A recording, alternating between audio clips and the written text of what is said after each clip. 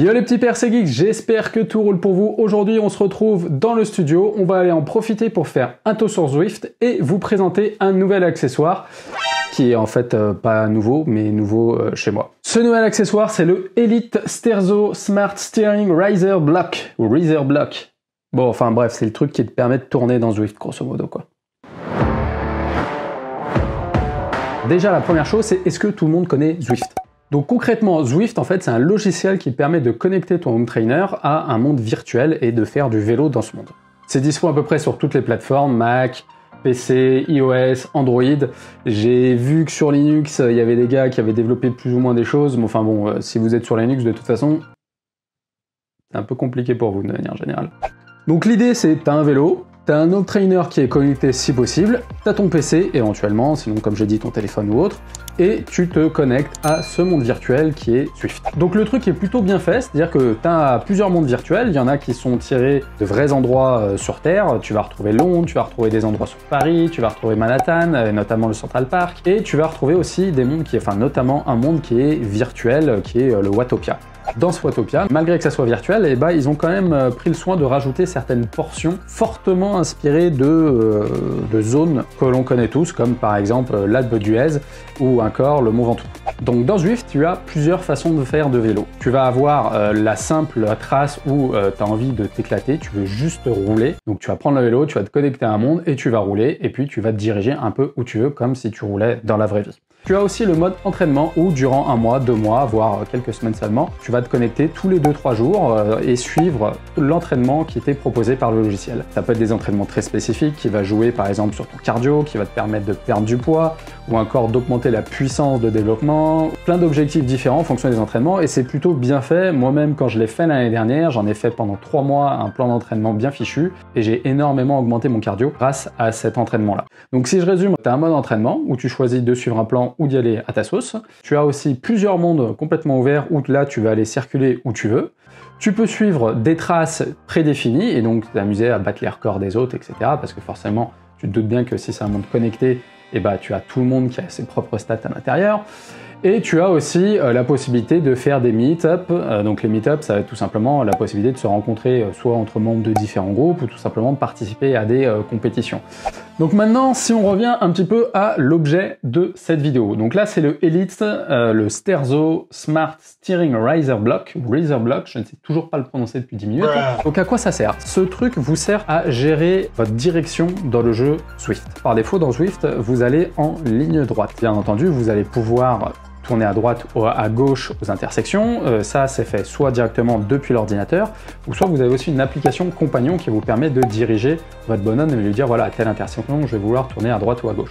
Là, avec cet nouvel outil, ça va vous permettre de ne plus avoir besoin de vous détacher de votre guidon, et de prendre votre téléphone ou votre clavier et tout simplement lui dire hop, je tourne mon guidon à gauche, hop, je tourne mon guidon à droite. Donc allez, on ouvre le produit.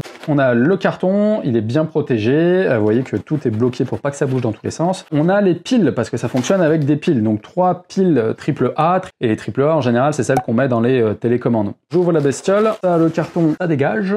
Voilà.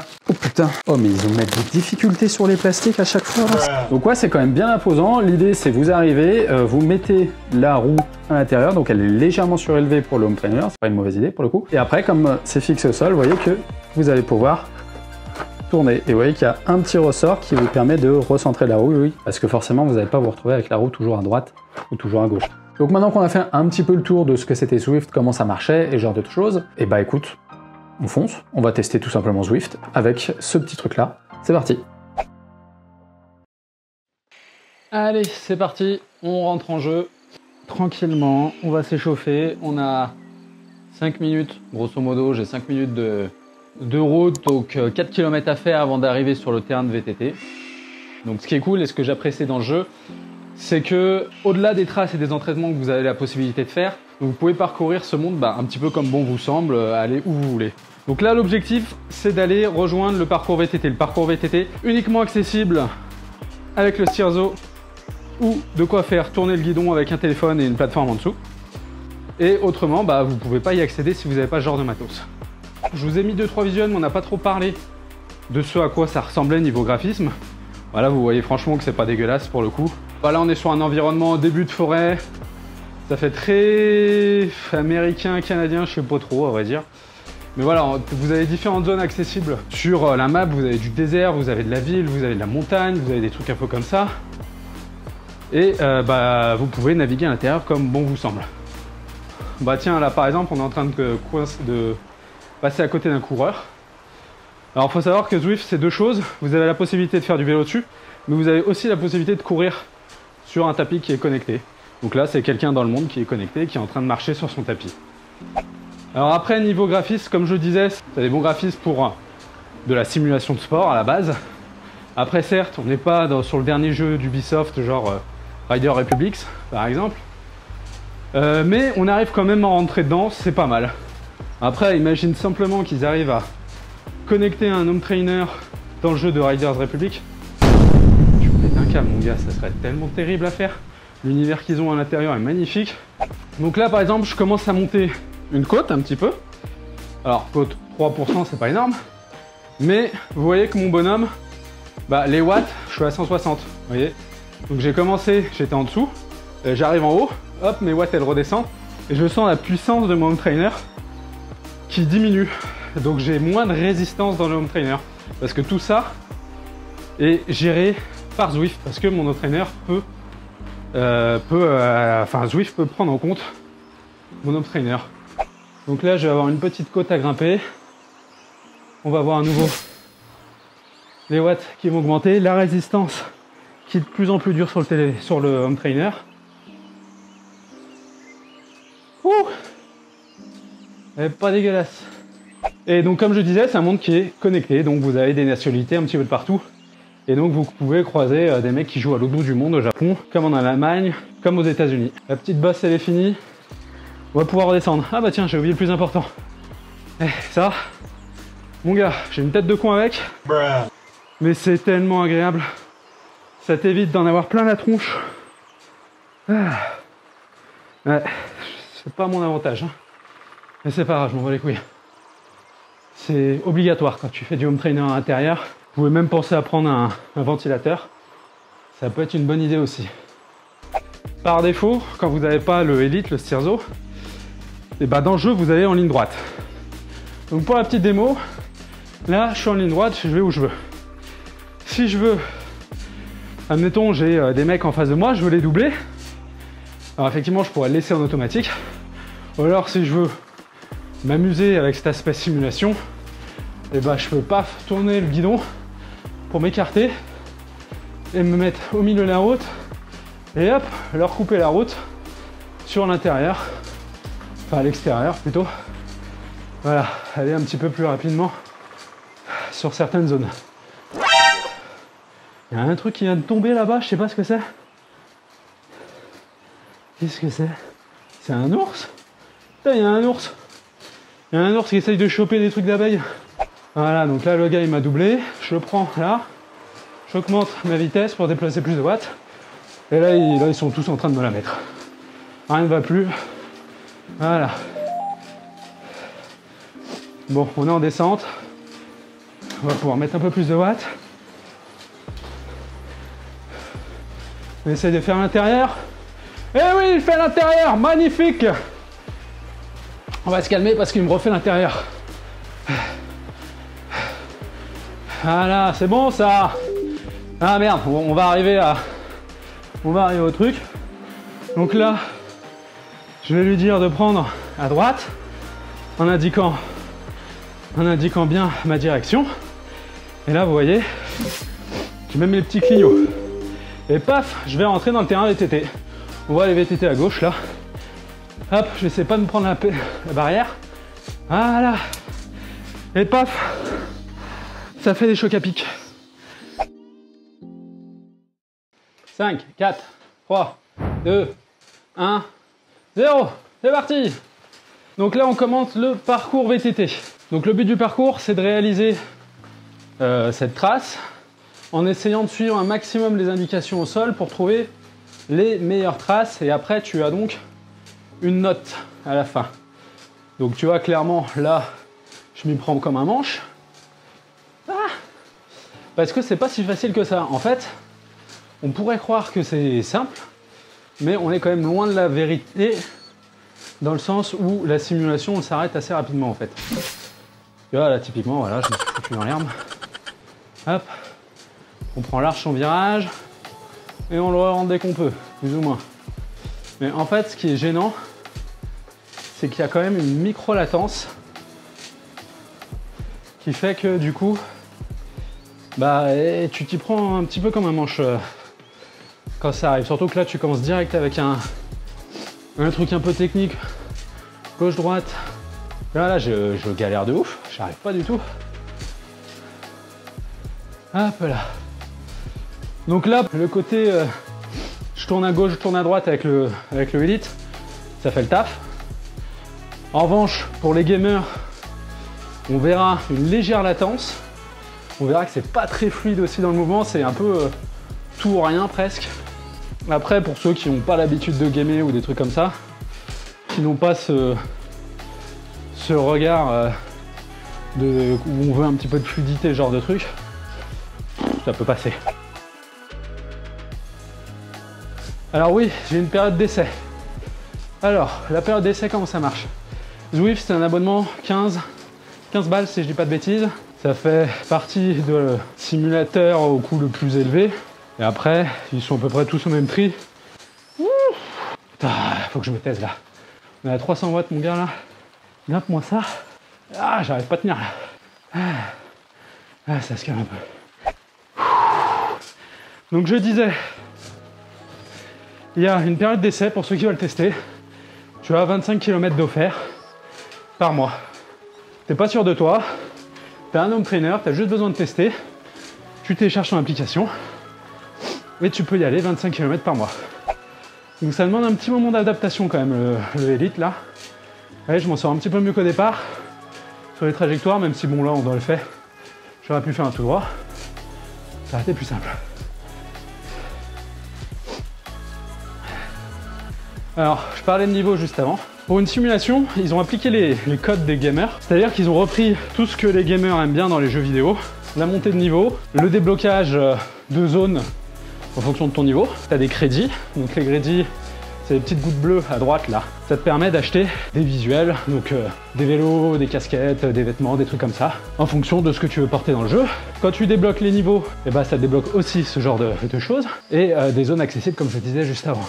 Et puis tu as aussi ce que tu retrouves énormément sur les consoles de chez Sony et de chez Microsoft, tu vas retrouver les succès. Donc en fonction de ce que tu fais dans le jeu, tu débloques des succès. Donc le but du jeu, c'est de tous les avoir dans ta collection, hein, tout simplement. Pour les gamers, ça c'est tout ce qu'il faut pour réussir à rendre addict. Donc c'est bien, même si tu vas me dire à la fin de la journée, ça sert absolument à rien. Alors donc ce petit Cirzo, normalement, il coûte dans les 75-80 balles. Là, j'ai eu de la chance. Zwift avait des grosses promos il y a peut-être 2 mois. Il le proposait à 25 balles. Ça, c'est un truc que j'avais vu au départ, que j'avais trouvé sympa. Mais à 80 balles, le sommet, c'est beaucoup trop cher. À 25 balles, ça peut être sympa de tenter. Si en plus on fait une vidéo avec, pourquoi pas. Donc je l'ai lancé. Et puis honnêtement, pour 25 balles, c'est le prix des supports que tu prends juste pour surélever ta roue qui sont de suffisamment de bonne qualité. Alors oui, tu peux en avoir à 5 balles sur AliExpress. Mais bon, t'as qu'à regarder ce que je pense de AliExpress sur l'autre vidéo. Un autre aspect dont j'ai pas discuté. Là, vous voyez qu'en haut à droite, j'ai le pourcentage de ma penche. On était vers les 12, 13, hop, je reviens à 7, 4. Il faut savoir que ton home trainer, tu vas avoir différents niveaux de simulation qu'il est capable de reproduire. Là, sur mon taxe, tu vas être jusqu'à 10% maximum. C'est-à-dire que quand je dépasse les 13 ici, par exemple, véritablement, je suis qu'à une simulation de 10%. Il n'arrive pas à créer une résistance plus forte. Donc ça prend en compte en fonction de ce que tu es capable de développer. Si tu veux plus de réalisme, mais que tu arrives à rouler avec un FTP à 300, bah forcément le 10, il va être un petit peu léger pour toi. Moi actuellement, je suis sur un FTP à 180. Le 10%, c'est déjà pas mal. Allez, on est sur une côte là, sa mère.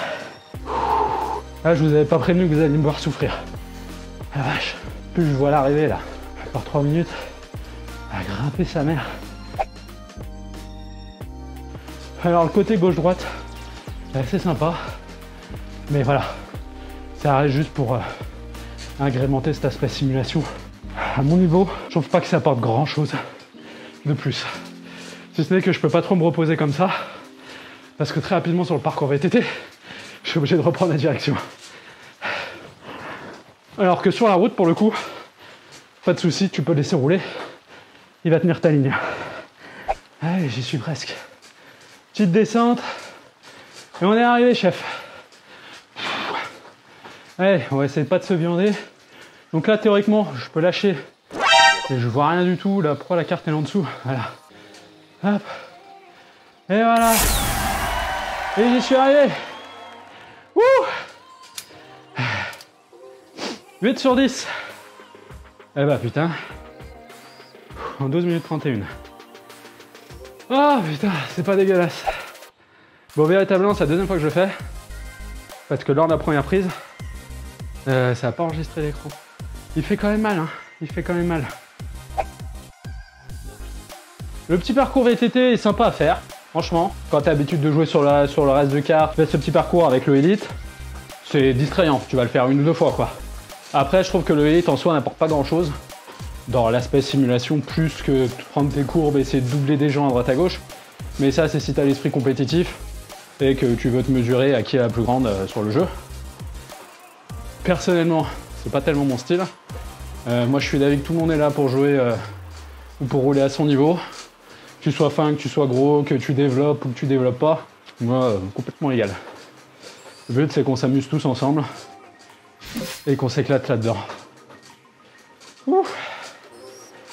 Ça valait le coup de l'acheter à 25 balles. Ça vaut pas le coup de l'acheter à 80 €. Au niveau de la connectique, tu as soit les home trainers qui sont tout connectés, comme tu peux le voir avec le mien, soit tu as la possibilité d'avoir des autres types de home trainers, par exemple les rouleaux, où là il n'y a rien de connecté, donc c'est à toi qu'il va falloir le connecter. Tu vas prendre un capteur de puissance, un capteur de cadence, ce qui va permettre de simuler le jeu, la patate que tu vas mettre dedans. Par contre, quoi qu'il arrive, tu n'auras pas la simulation de la résistance qui est prise en charge directement par Zwift. Là, pour avoir ça, c'est obligé que tu aies quelque chose de connecté complet pour avoir cette représentation de la puissance qui est gérée par Zwift. Honnêtement, si tu as le budget, tu peux en trouver à 400-500 balles facile, les connectés, des entrées de gamme. Comme mon Tax, je crois qu'il était à 500 à l'époque. Et ça fait largement le taf. Tu veux y jouer, t'as pas le temps de sortir le soir, t'as que 1 heure, t'as pas le temps de sortir ton vélo, tu te mets devant, tu te fais une petite map, tu t'amuses, tu ressors, t'as ton petit rush, t'es bien dans ta tête, t'as fait ton sport, et tu te retrouves 2-3 jours après, tu y retournes. C'est le pied, franchement c'est le top. Si vous avez la possibilité d'avoir ça, que vous avez suffisamment d'espace, parce que ça prend quand même un peu d'espace le vélo, hein, foncez, amusez-vous dessus. Vous avez Zwift, vous avez Kinomap, Groovy ou je ne sais plus quoi, Rouvy. Enfin bref, il y en a pas mal d'autres. À ma connaissance, Zwift c'est le seul qui est vraiment aussi développé d'un point de vue simulation de cette manière-là. Même si d'autres, c'est plus de la vidéo, on va se déplacer dans la vidéo à la vitesse à laquelle on roule. Mais ils sont tous sympas, même si j'ai une préférence pour Zwift, bien entendu. Allez petit père, je vous fais la bise et on se retrouve très rapidement pour une prochaine vidéo. Et moi je vais aller prendre une douche là. Ça rase. Et pour ceux qui disent que ouais, on peut trouver quelque chose qui soulève ta roue pour 5 balles sur AliExpress, je vous laisse regarder la vidéo à ce sujet.